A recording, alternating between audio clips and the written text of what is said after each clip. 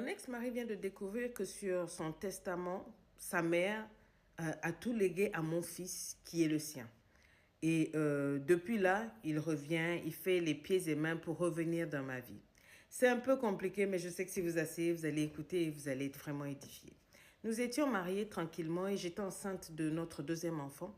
Quand du jour au lendemain, mon homme est venu me cracher à la figure que il avait une liaison avec sa collègue et qu'elle était enceinte et qu'il décidait de me quitter.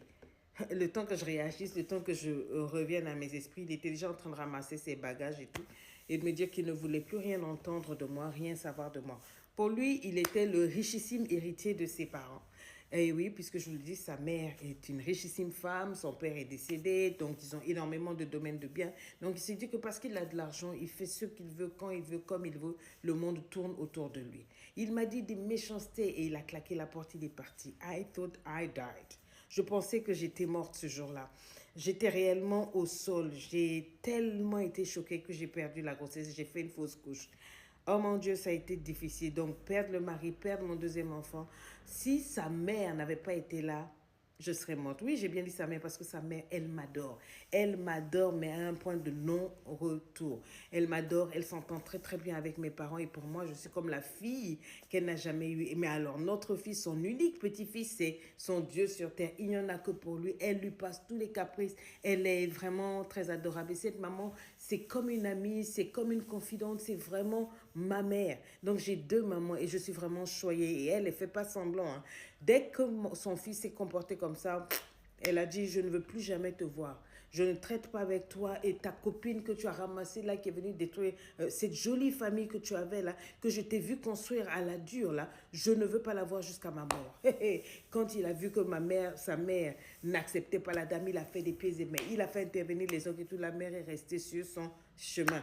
Point. Elle a dit no, no way, elle n'accepte pas. Malheureusement, elle est tombée gravement malade et elle a dû faire des examens. On a découvert qu'elle va bientôt nous quitter. Elle a un cancer.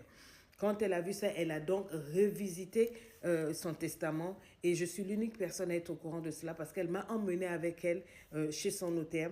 Elle me lègue toutes les maisons, tous les domaines et l'argent, des millions qu'elle laisse à son petit-fils jusqu'à ce qu'il ait 18 ans. C'est moi qui devrais administrer ces biens-là au travers d'une entreprise et tout et tout.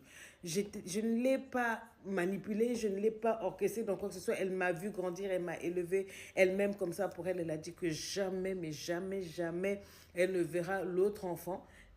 Et jamais, jamais, jamais, elle ne donnera quoi que ce soit. Donc, mon homme, jusqu'à ce jour, pense qu'il est l'unique héritier. Et puis, donc, il a continué de se moquer de moi. La femme a continué de m'envoyer des... Vous savez, entre femmes, m'envoyer des SMS pour me dire que j'étais nulle, que bientôt, elle va être Madame Intel, que va faire ceci, va faire cela. Il n'y a pas de problème. On a divorcé, je suis restée tranquille. Mais ce qui est vrai, je suis très, très, très proche de la maman, surtout qu'elle va mourir. Je suis assez petite, tu vois, je m'occupe d'elle et tout et tout. Et puis, je ne sais pas par quel miracle, la nièce donc de mon mari a entendu ma belle-mère parler avec son notaire au téléphone où elle disait non, non, non, il faut t'assurer que tous mes documents soient mis en sécurité là-bas. Et donc, quand la nièce a entendu ça, c'est la nièce qui est partie lui dire que tout ce que tu es en train de faire là, toi, tes plans là, ou non, le fils qui va naître avec ma nouvelle femme, c'est lui qui va hériter de tout, patati patata là, tu es en train de te tromper.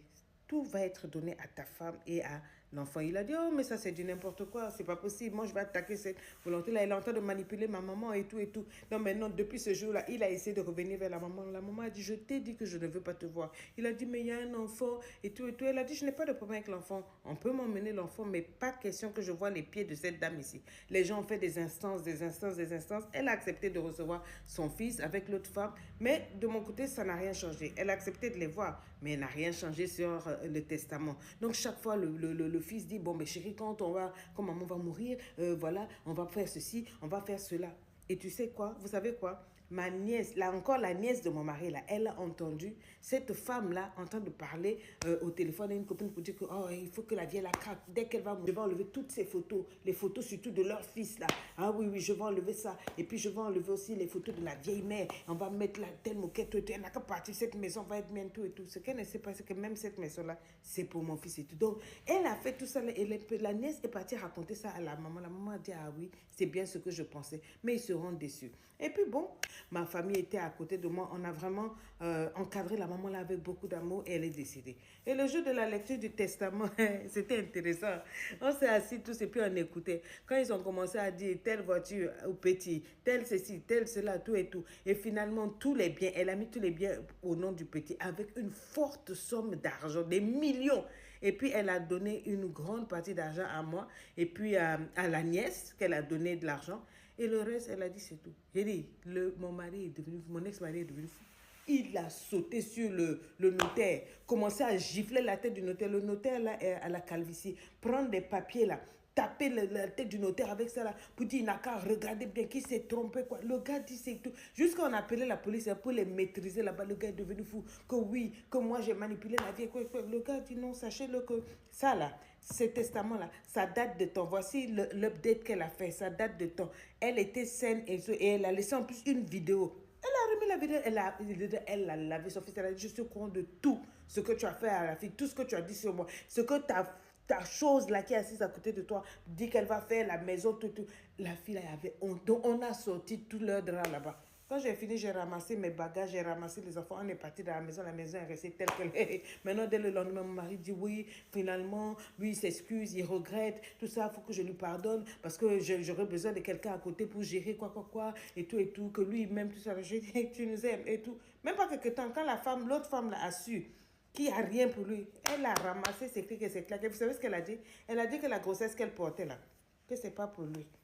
En fait, que voilà, il y a un autre gars, tout et tout. Elle est partie, elle a dit qu'elle ne peut pas galérer, que c'est pas pour lui. Le gars, maintenant, donc, il est perdu. Il a perdu son foyer, il a perdu sa fortune, il a perdu il a perdu tellement bêtement comme ça. Et c'est moi qui gère tout. C'est moi, ça va là-bas avec mes parents et tout ça là. Elle a écrit que si jamais moi je décédais dans quoi que ce soit là, que ce sont mes parents, mon père et ma mère à moi qui vont continuer d'administrer les biens jusqu'à ce que mon fils ait 18 ans. On a rayé mon ex-mari du testament. On n'a ni mentionné la fille, ni mentionné l'enfant. La femme a dit que l'enfant là, c'est pas plus. Finalement, qu'elle ne peut pas rester. J'ai dit, même pas 2 jours après l'ouverture du testament, elle a largué les parties, donc il faut le voir en train de pleurer dans mes téléphones, dans mes ceci, dans mes cela. Moi, en tout cas, j'ai prévu de voyager avec ma famille. On va aller faire le tour du monde parce que ça ne sert même pas de travail. On a beaucoup d'argent.